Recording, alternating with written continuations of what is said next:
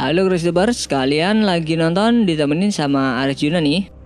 Nggak kerasa ya, setelah sebulan penuh berpuasa, tiba saatnya kita semua merayakan hari kemenangan Lebaran. Ngomong-ngomong soal Lebaran, tentunya ada perbedaan antara zaman dulu dan yang sekarang ya. Penasaran kayak gimana? Nah, berikut ini ada beberapa momen yang memperlihatkan suasana Lebaran di Indonesia di zaman dulu. Tapi sebelum lanjut videonya, bagi kalian yang belum subscribe, klik dulu tombol subscribe di bawah video ini. Mari kita bagi pengetahuan dan hal seru lainnya yang ada di dunia ini.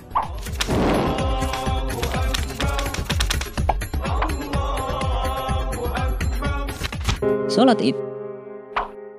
Merayakan Lebaran memang nggak lengkap kalau kita nggak menjalankan sholat Id di pagi hari, nggak terkecuali pada tahun 1942 lalu. Walaupun belum merdeka, tetapi situasi yang diperlihatkan hampir sama seperti yang terjadi sekarang ini. Saat tahun itu, penduduk Indonesia menyelenggarakan sholat Id tidak hanya di masjid-masjid besar saja, tetapi juga di lapangan yang luas.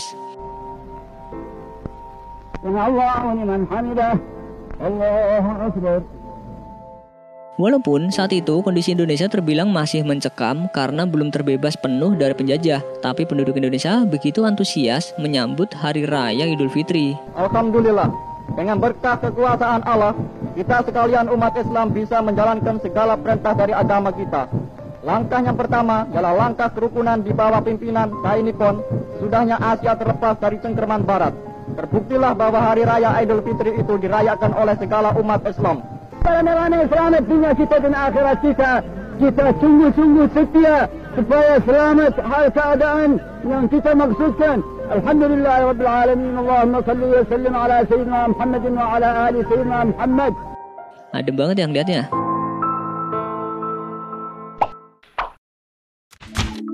Lagu Lebaran.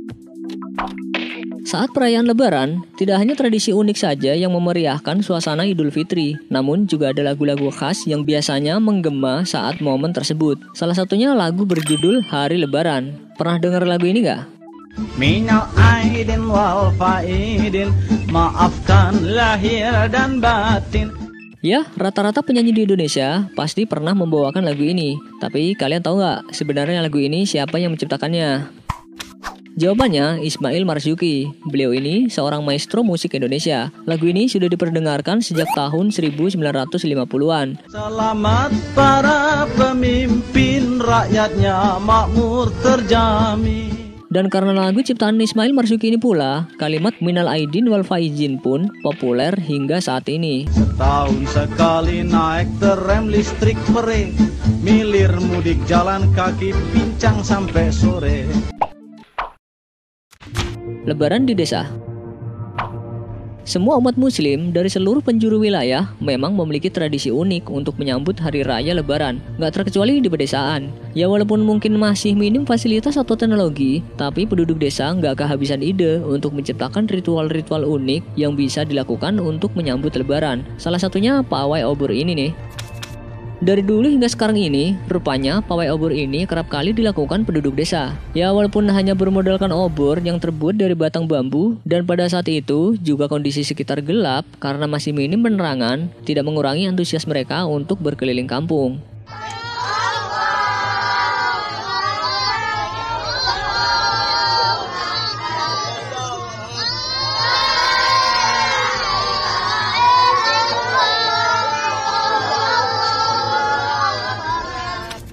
Tradisi kampung itu merembet ke perkotaan loh. Bahkan hingga saat ini gak sedikit masyarakat melakukan ritual obor. Bedanya sih kalau sekarang ini mereka gak hanya menggunakan obor, melainkan kendaraan yang telah dihias menarik mungkin sesuai tema Lebaran.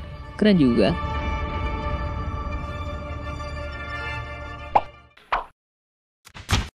Lebaran di kota. Cara orang kota berlebaran lain lagi.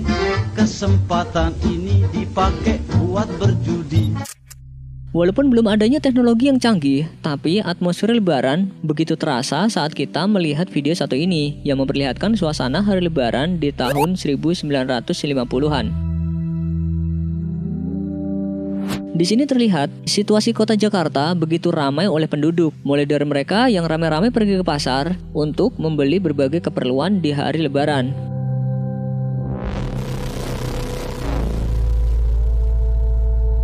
Banyaknya kendaraan jadul yang memadatkan kondisi jalan raya dan masih banyak lagi yang lainnya. Nggak kalah seru sama suasana lebaran yang sekarang ini ya.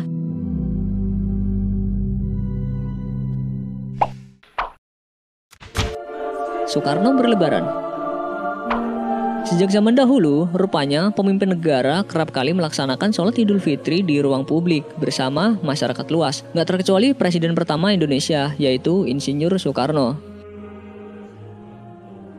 Kala itu, di tahun 1955, dengan setelan jasnya dan peci yang menjadi ciri khasnya, Presiden Soekarno rutin melaksanakan sholat Id setiap tahunnya di lapangan Banteng. Ia pun terlihat berada di saf terdepan untuk melakukan sholat Id berjamaah.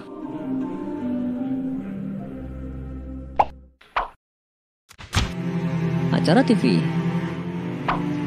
Gak kayak sekarang ini, zaman dulu stasiun televisi yang dimiliki Indonesia hanya TVRI. Karena menjadi satu-satunya tontonan masyarakat di eranya, dalam perayaan Lebaran, stasiun TV tertua ini pun menampilkan acara menghibur sekaligus mendidik bertajuk Operet Papiko setiap tahunnya.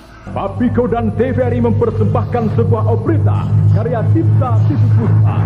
Sana Lebaran, sini Lebaran. Halo, halo, halo, halo.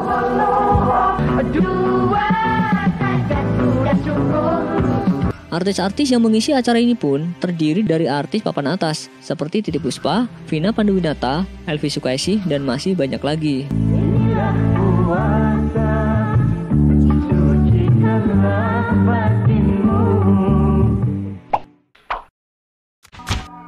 Iklan.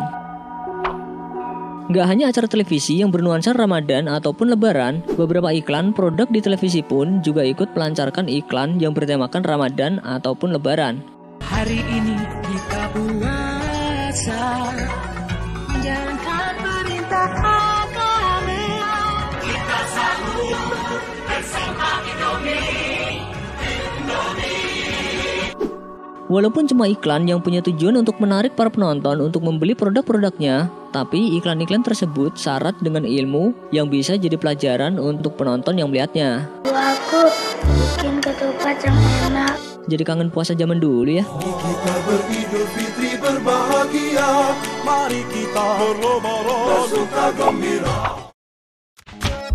Mudik. Sekarang ini masyarakat memang telah dipermudah untuk melakukan kegiatan mudik.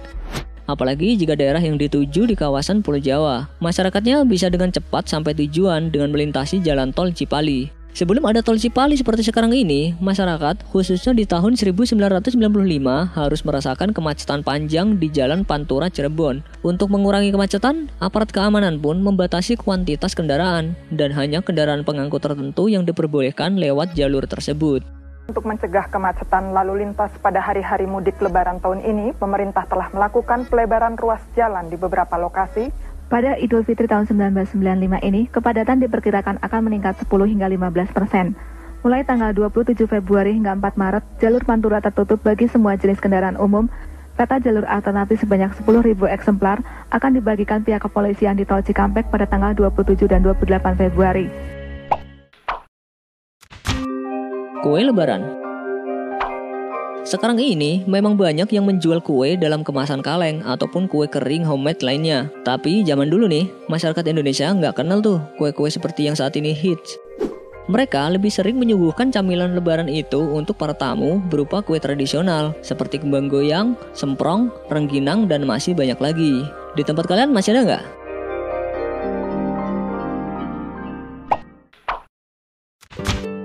Sungkeman.